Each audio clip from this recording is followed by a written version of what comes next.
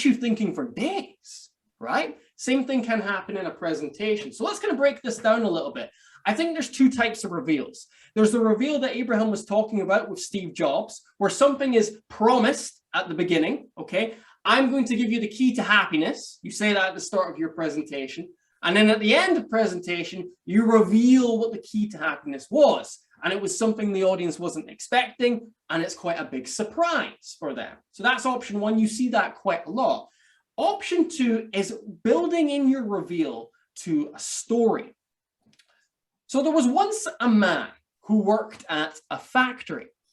And at the end of the day, he would take a wheelbarrow and put a small box in his wheelbarrow, which had a ribbon tying the box together. And he would wheel that out to the factory gates. But as he got to the factory gates, he was stopped by the security guard. Security guard said, "What's in your box?"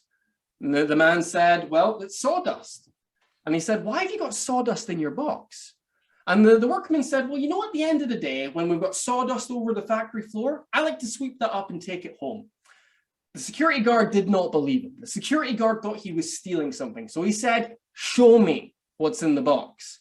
Man opens the box. What's there? Sawdust.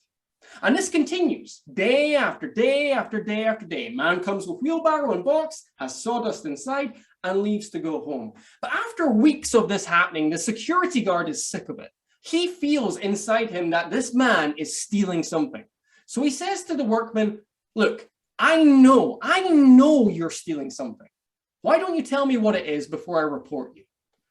The workman says, "Okay, I'm stealing wheelbarrows," right?